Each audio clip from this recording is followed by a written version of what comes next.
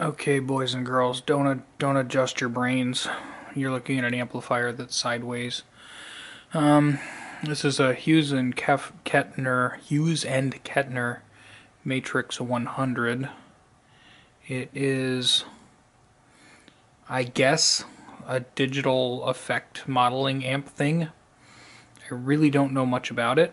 This came from the music store, and they said it made a really bad buzzing sound. I guess it was on consignment for a while, and when somebody finally was interested in it and they turned it on, they had a very bad surprise. So let's see what this bad surprise is. We have our sacrificial speaker in place. 3, 2, 1, contact. And nothing interesting happened. I can hear what they're talking about. It's not particularly pleasant. It sounds like that.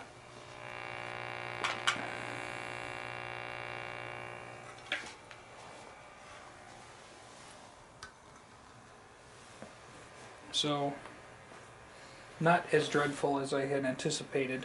I was expecting worse. But it doesn't mean it doesn't need to be fixed. So let's plug in a cable and see if it just wants to work. Let's click on the clean button. I guess you click on the clean button. Isn't that supposed to light up? Aren't these supposed to light up? I'm not getting any sound through it.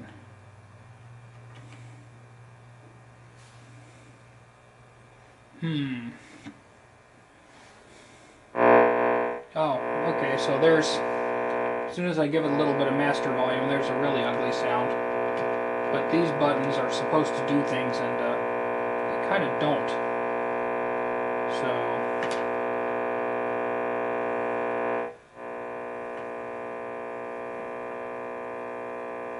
it is trying to amplify when I turn up the clean volume and press that, but why do we have no lights there? Well, I think we have probably a power supply issue. That's my guess, because yucky buzzing sounds is usually power supply. It's interesting that it goes up and down with the master volume though. Bad problem in the preamp maybe? Okay, so we're going to come off the tripod for this one. Visual inspection here, power transformer. Got some fuses. They don't look popped. We can check them. Those are labeled. That's kind of nice. Got our back plate here. What I do notice is this is a lot of chassis and a lot of cabinet for what? You know, other than the tall heatsink. Could have probably just made it deeper and made this whole thing a lot shorter. But here's the one that sets the 5-alarm bells off right there. This cap is glued in. It doesn't fit all the way down on the board. It's sitting up. It's glued in and it's wiggly. It's like sitting way off the board. That doesn't look right. That does not look right. I wonder if some joker tried to change it because the original one went bad. The one that's still in there, I think, is a Chong, and the other one just says CD2 TFT. I don't know what TFY brand, whatever that is. That cap doesn't fit. So, and the brown goop. What is it with you guys with the brown and black goop gluing things together? I think that's probably where our problem's at. Let's investigate. Okay, so anyhow, this is the replacement capacitor. That seems just kind of okay. It's there, it seems connected, it's got capacitance. We got this one over here. There's just corrosion everywhere. And the weird part was, when I was unplugging the connectors, you can see we got like cracked solder. One of these fell out. This whole shebang over here is just not good. So I'm going to do some solder fixing here. Well, like I say, this one just fell the heck out. That was the center tap for the transformer. Let's tidy up a few solder joints. Okay, so here's where we're at. I just tidied up some solder joints on the bottom.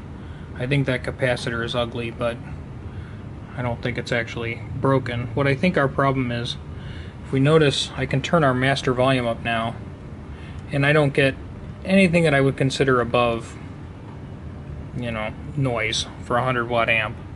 Ain't bad. Plug this little monkey in, and there's your noise. That's the power supply up to this matrix of stuff, which isn't working, by the way. Okay, so we know that. And what supplies that voltage? Well, I'm assuming it's that chip. And again, we're not looking at any schematics. We're using Sesame Street logic here. One of these things is not like the other. And I believe that's a 7805 regulator, 7805. So that should be a 5 volt regulator. If I read it right, I'm going to slide it back out and read it really good. I only get like 2.8 volts off of it, or if I have it plugged in, it's funny, it jumps up to about 3.5. Neither of those is right. Okay, kids, so we're back with the Hughes and Kettner. It has been a number of days, and it's already fixed. So it magically fixed itself while the camera was turned off. Yeah, right. Okay, so this is a 5 volt regulator that wasn't working. It wasn't working because it wasn't getting enough amperage on the other side. It had 20-ish something volts over there, but the problem is the capacitor, this 2200 microfarad, had completely and totally dried out. When I tested it, it was like 10 nanofarad. It was almost open. Okay, so that's a new cap there. And then it came back to life, and I played some notes through it, and it sounded really farty and weak because these two had cooked. These are your main power filter reservoir caps, and look at the way they did this. Okay, the power comes in, and they're dropping the voltage through these green resistors, which are hot, and this heat sink on the voltage regulator, which gets hot, and they're right around here to dry out these capacitors. And then we come in this area where the power is. We have all these big pink resistors and more of these big green resistors that are right here to dry out the capacitors and kill them. And we come over here to our 15 volt rail, and there's two 220s back there and a couple of 10s right by some more of those big green resistors that get really hot to dry out and cause those caps to fail. Secondarily, you can see where the input jack would be mounted on the combo version, but they decided to extend it with a wire just to make it look like there's actually more in here than there is. Now, I know you probably want a beautiful audio demo of it. It's too late in the evening, and I'm a little bit too PO'd at this. I know this is supposed to be engineered in St. Wendel, Germany, but this is engineered for failure, or engineered poorly, however you want to put it, because putting capacitors next to hot resistors is stupid. And second of all, buying capacitors from Chong or Chong X, you know, your premium capacitor manufacturers, just a real great way to make sure that you have a long life. So this entire board got all new electrolytic caps, and the dumb thing came back to life. That is what it needed. That was the solution. So, you know, you get guys on here on the internet and, you know, doing YouTube like Shango, who jokes that, you know, oh, well, if you just change all the capacitors, it'll come back to life. Haha, you know, which is probably not true in a lot of cases, but in the case of this critter, that actually would have been the case.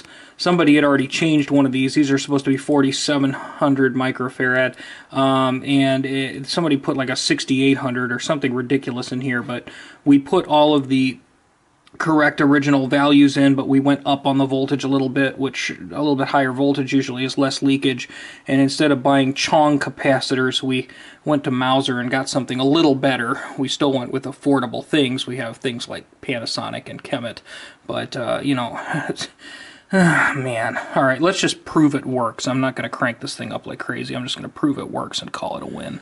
Okay, so here goes. Proof of concept. We just have our master volume low. Clean channel. This is just a single speaker that's sitting on my floor. Lead channel. Look, it can switch now. Got that on a slight drive. Lead, which is high drive.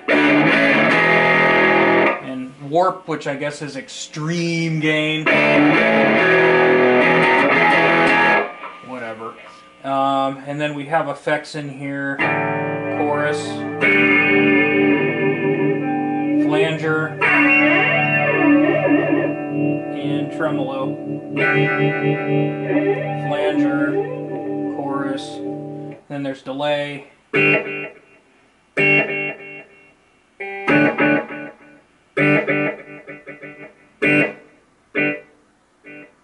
So that works.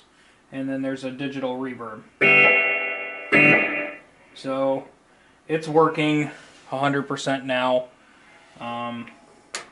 Hooray. I'm ready to put it back in the box and send it back to the music store. Now, see, the problem we're going to have is the person who owned it was intending to sell it, but then the music store found out they couldn't sell it because it didn't work.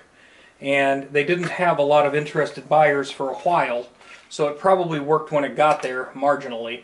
Sat for a little while, and then when somebody said, oh, that's interesting, let me try it, it didn't work. So then it comes to me, and now it's fixed, but I had to change every capacitor on a board that is very difficult to take apart. It's very annoying, let's put it this way, to get that board out of there. And then that lead that goes over here is fragile, and it broke, and I had to resolder it. So just a real massive headache. So if you ever wonder why people don't like these or don't like to work on them, it's just because of the difficulty. You got to get the board out, you have to disconnect all the stuffs, and while it's out of there, you know, if you change 2 capacitors and you got another 4 of them that are marginal, it's going to be back in the shop next year. So you just kind of go at it and change them all just for spite. But yeah, it's fixed now. I hope that they are happy. I mean, it's quiet like it should be when it's not playing. And all the functions work really good. It's not buzzing and humming and making nasty noises and not working. So, I mean, I'm satisfied with the repair job. My only concern is the cost involved if I'm going to get barked at over how much it costs to fix. But it's either that or it goes to the garbage can, I guess. Alright, thanks for watching. Have a great day.